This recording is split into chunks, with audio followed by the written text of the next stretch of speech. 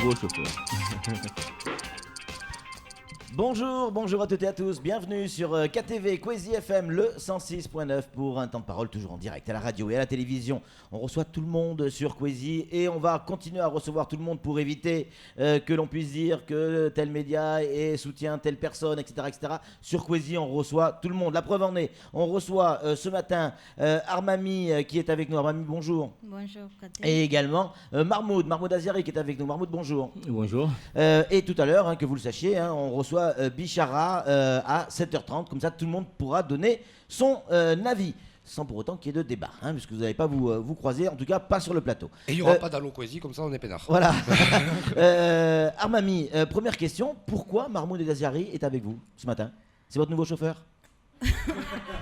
On peut dire ça comme ça, oui, mais étant donné qu'en ce moment, c'est un combat pour Mayotte, Ouais. c'est un combat pour les intérêts des Mahorais, c'est un combat auquel on doit tous nous investir. Lui, il a jugé bon de me rejoindre dans ce combat. Donc, Est-ce qu'il y a des élus qui vous ont rejoint? pas Des encore. élus du conseil départemental? Pas encore. Vous êtes toute seule pour l'instant en tant Toute seule que... pour l'instant. Ouais. Et cela ne me fait pas peur du tout parce que, comme vous le savez, le combat de Mayotte a été mené d'abord par Koko Zenam Dere Ouais. et puis par les consorts par la suite. Mais il faut toujours qu'il y ait quelqu'un pour initier quelque chose. Et quand il s'agit d'une bonne chose, souvent tout le monde a peur de s'immiscer. Donc moi, je prends part parce que je trouve que la cause, elle est juste, la cause, elle est bonne, la cause, elle est légitime. Donc je m'engage dessus. On va revenir sur la cause dans quelques instants, Alors, et les causes évidemment dans quelques instants, mais Mahmoud, pour vous, c'était important de rejoindre ce combat?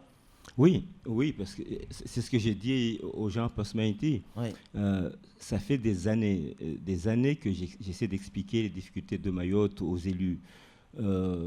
Mais franchement, j'ai essayé. Alors, j'écris des courriers, je leur fais signer, je leur demande de faire suivre, de faire des choses, de dire ce qui ne va pas, d'essayer de faire des choses. Aucun élu n'ose. Et en Pourquoi, privé, selon vous pourquoi ils n'osent pas? mais je n'en sais rien. Mais en privé, il y a des tas de gens qui me disent oui, mais moi, on m'a déjà tapé dessus. Mais des élus importants. Hein. Ah non, mais moi, je n'oserais pas. Et puis, il y a des élus un peu moins importants qui me disent attends, moi, mes enfants aimeraient bien pouvoir aller en vacances à La Réunion. Si je commence à dire des choses, je ne vais pas pouvoir avoir des choses comme Ça veut les dire quoi? On autres, parle de quoi etc. alors? On parle de corruption? Est-ce que le mot peut être prononcé ou Non, pas? enfin, la corruption, il y en a, mais ça, je l'ai déjà démontré. Mais c'est juste qu'il y a des gens qui se disent moi, je vais être tranquille, avoir mes petites affaires, ma petite part de miettes, etc. Mais ce que je voulais, moi, du côté des élus, de toute façon, je n'ai plus grand espoir. C'est pour ça que je dis que dans ce naufrage, c'est un naufrage, on a une bouée, une petite bouée peut-être, qui est Armami, et tout le monde va s'accrocher à cette bouée parce qu'on est dans un naufrage. C'est tout. Mais ce que je voulais préciser par contre, c'est que je ne suis pas seul à soutenir Armami. Il y a plein de personnes. Il y a eu beaucoup de curieux qui sont venus à Passamenti pour... oui, il y a peut-être des curieux, mais, il y en a eu, mais je vous assure, il y a plein de gens Donc, il y qui a du appellent monde. Armami. Il y a plein de gens qui m'appellent. Alors, quand je dis des gens qui ont des niveaux d'ingénieurs, de docteurs, de machin. Il y a plein, enfin, de ce qu'on appelle un peu à Mayotte les intellos, etc., mais qui sont autour d'Armami et qui m'appellent moi, qui sont parfois autour de moi. Je ne suis pas du tout le plus calé dans ce groupe qui soutient Armami. Samuel, une question pour Mahmoud, et après on va revenir avec Armami sur les causes. Exactement, mais c'est pour mettre un terme à ce qui se dit. Je ne veux pas faire insulte à votre intelligence, mais est-ce que ce n'est pas le soutien que vous portez à Armami, une vengeance par rapport à Issa Abdou et à son vote au sein de la CIM pour votre destitution du bonne poste question. de directeur général? Non, Issa Abdou, je m'en fous. Issa Abdou n'est qu'un pion, donc moi, les pions, je m'en occupe Donc pas. il n'y a pas de vengeance. Moi, non. Enfin, je veux dire, vengeance ou pas, enfin, même si je voulais me venger, j'aurais le droit, mais d'une certaine façon, qu'Issa Abdou soit là ou disparaisse. S'il n'avait pas été là, vous auriez rejoint également Armami? Mais bien sûr, Okay. vous n'avez qu'à lire. J'écris un livre dans lequel Issa Abdou ne tient même pas sur 3 lignes. Ok, donc moi je dénonce un système qui rabaisse Mayotte. Si c'est pas Issa Abdou, ce sera quelqu'un d'autre.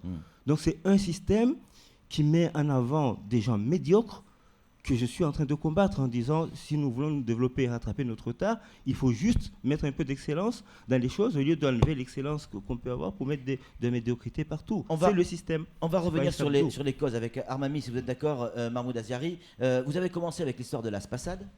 Ouais. Vous avez continué avec l'histoire des bons alimentaires.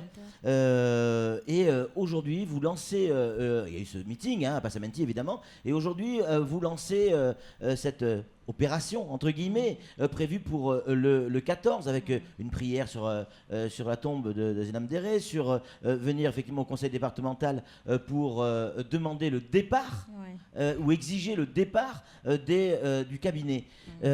Expliquez-nous jusqu'où ça va aller l'histoire là. Eh bien, l'histoire, déjà... C'est grave ce qui se passe là.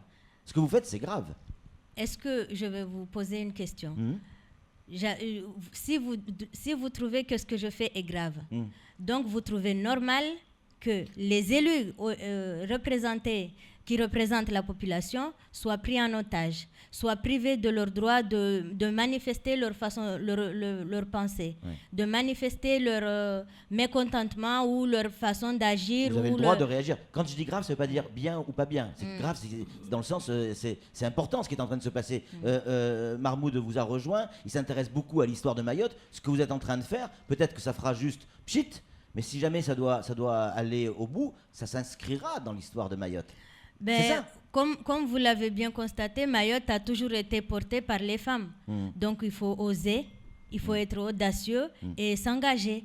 Donc moi, c'est vrai que comme je dis à chaque fois, et ici et ailleurs, que ça fait 2 ans que je vis dans ce département, que je vois les anomalies cumulées, et à chaque fois je le dis.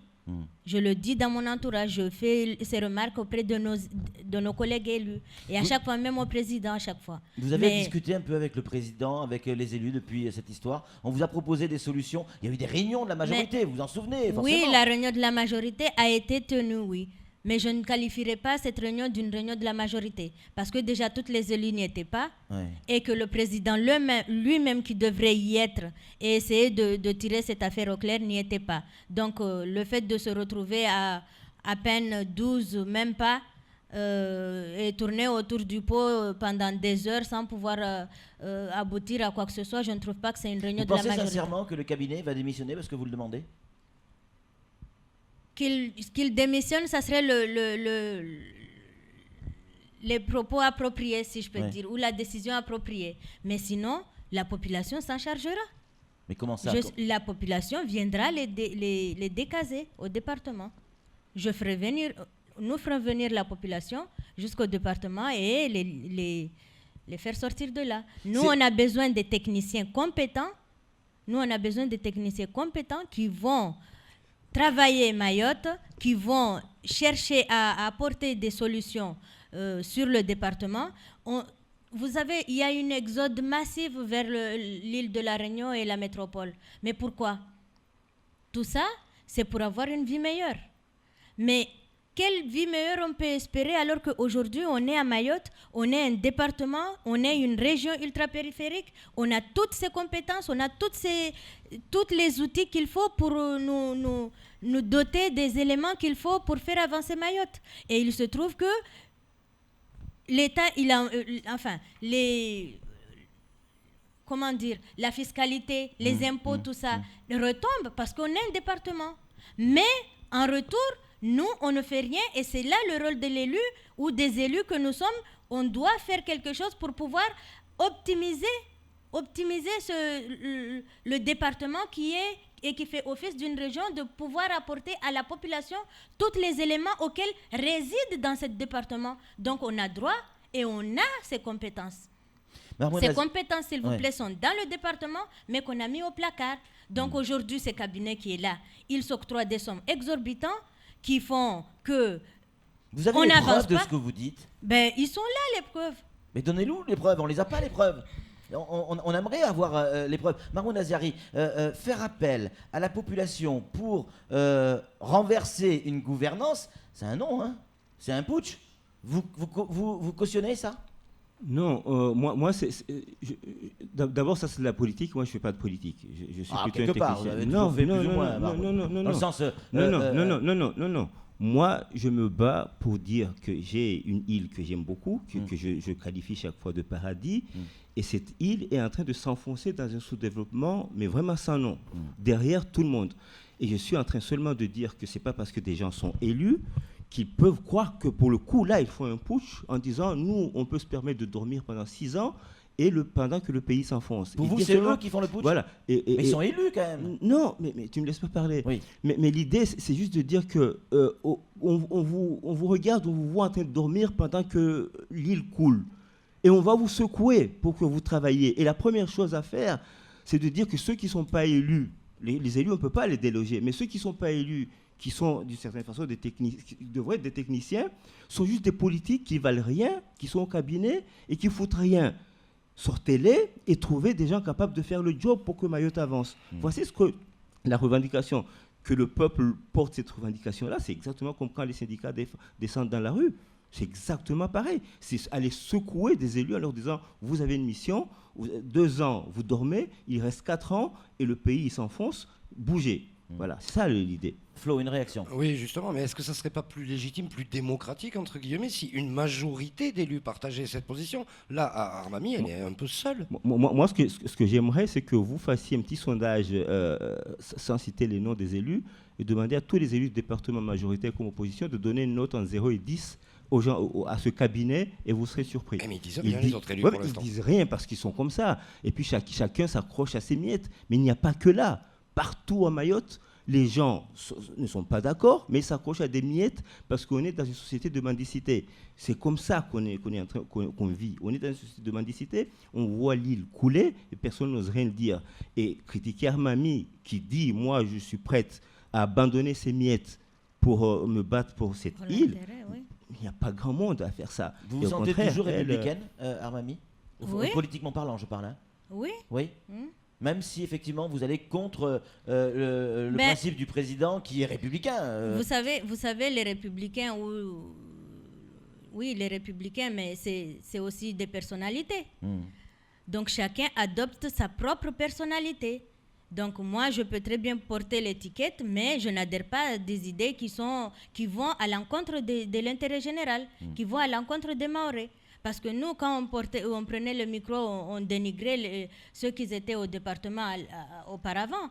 Mais si je me rends compte que maintenant que je suis là, je suis pire que ce qui était, non, je ne vais pas jouer les naïves. Il faut dire les choses. Et moi, ma conviction, c'est de faire avancer Mayotte, pérenniser ces 6 années auxquelles la population m'a donné mandat, de pouvoir faire avancer des choses. Moi, une fois cet mandat fini, si la population me donne encore une autre chance, mais au moins, j'aurai la face devant eux, pouvoir leur dire que voilà, j'ai fait ça. Pourquoi on ne vous a pas entendu depuis 2 ans? Mais comme je vous l'ai dit auparavant, tout à l'heure, là, je vous ai dit, je parlais en coulisses. Ouais. Je parlais en coulisses. Mais on vous écoutait pas. Ben voilà. Mais supposons qu'il avait commencé à se révolter dès le 2e mois. Tout le monde aurait dit, mais oui, il est bizarre. Voilà. et puis, pourquoi pas maintenant? Bon, tout le monde dit, mais pourquoi elle ne l'a pas fait hein. avant? Oui, mais elle le fait maintenant. Ouais. Et si elle avait attendu 4 ans, elle le fait maintenant. Et puis, je voudrais dire, ce n'est pas un putsch qu'on va faire. Le fait de délocaliser ces mercenaires du cabinet, ce n'est pas un putsch. Les élus sont là. Moi, je ne touche pas à la majorité. Et je ne suis contre... Vous voulez que le cabinet Mais c'est que le cabinet. Je n'ai pas du tout de problématique contre les élus. Non. Les élus, tous autant que nous sommes, voulons que ce cabinet parte. Mais le patron de la maison, c'est quand même le président. Oui. Donc c'est son cabinet. Vous demandez que le cabinet du président soit dégagé. Mais pourquoi ne pas vous adresser directement au président ? Justement, pourquoi ne pas m'adresser au président? Mais il me semble, selon les infos de la dernière fois, il semble que le président lui-même a oublié que si aujourd'hui il est le président des Mahorais, c'est parce que nous, élus de la majorité, ou les élus, tous autant que nous sommes, on s'est mis à la tâche pour l'investir à cette trône. Donc aujourd'hui, peut-être il devrait avoir une oreille d'écoute auprès de ses élus à lui. Mais tous les élus que nous sommes, à chaque fois, on leur fait la remarque que le cabinet n'est pas bien, le cabinet nous fait ci, le cabinet nous fait ça, mais monsieur le président s'entête à sauvegarder ce cabinet. Même qu'il a dit que tout ce que le cabinet dit, c'est lui qui l'a dit de dire. Ça, c'est pas une chose que j'ai inventée. Mais toutes les élus que nous sommes savons ça et que c'est le président lui-même qui nous a dit ouvertement. C'est la raison pour laquelle ce cabinet se croit au-dessus de nous. Parce que, voilà, le président lui a octroyé tellement d'importance que nous, élus, que la population nous a élus, nous, on n'est pas entendus. Samuel Bocher, le rédacteur en chef de France Mayotte Matin, une question à vous poser. Je pense que tout le monde ne visualise pas ce que vous dites par rapport au cabinet, mais le fait que Ousseni Hamada, le directeur de cabinet, siège à côté des élus dans l'hémicycle, c'est la première fois que je vois ça de ma vie, c'est la démonstration de la force du cabinet sur les élus. Tout à fait. Parce que, voilà, on est là, on est des élus, mais non pas... Déjà, on n'est pas écoutés, mais on n'est même pas pris en compte. Donc, comment se fait-il que nous, élus, qui devons avoir la main sur tout, dire les choses tout haut, et on est là à craindre ce cabinet parce que Monsieur le Président a donné tous ses pouvoirs à ce cabinet, donc ce cabinet interfère sur nos missions. Donc, lui, le cabinet agit en notre nom. Donc, nous, on est là comme si on est les techniciens. Nous, on est là à exécuter, mais pas à s'affirmer. Mahmoud Azari, en conclusion. Prenons un exemple simple. Il y en a plein, mais je prends celui de Mayotte 2025. Oui. On dit que c'est le document stratégique pour 10 ans. Ça a été présenté comme ça, effectivement. Présenté comme ça. On appelle les élus de Mayotte à une réunion et le cabinet ne prépare rien pour le président. Et quand Armami demande aux gens du cabinet, mais est-ce que vous avez préparé quelque chose pour le président? Ils disent non. Mais Armami dit, mais attendez, mais c'est très important. Et on lui dit, t'en fais pas, encore une fois, le président est habitué, on trouvera une parade. Encore une fois, le président a déjà l'habitude, on trouvera une parade. C'est du genre, nous on est payé, on ne fout rien, mais on a déjà exercé le président à trouver chaque fois une parade pour ne pas travailler. Voilà l'idée. Et tout le monde sait, tous ceux qui étaient là, parce qu'il n'y avait pas que des élus, il y avait d'autres Mahorais qui étaient à cette réunion. Tout le monde a remarqué la honte que c'était. Et quand quelqu'un comme Jean-Christophe Cambadélis, quand même premier secrétaire du PS, vient à Mayotte en disant le conseil départemental, c'est le fantôme du gouvernement, où vous plaignez que Mayotte n'avance pas, mais vous avez un fantôme, ça veut tout dire. Ça veut dire qu'au niveau du gouvernement à Paris, un fantôme, c'est quelque chose qui n'existe pas et qui ne fait que des choses dans l'ombre pendant la nuit, etc. Que des méfaits. Et c'est le fantôme du gouvernement. Ça veut tout dire. Il y a des... c'est terminé. Pour terminer, on va vous laisser la parole. Armami, est-ce que là, depuis ces événements, vous avez des pressions politiques? Est-ce que ou des menaces ou ça reste très... Non, j'ai pas de pression, pas de menaces, surtout des encouragements.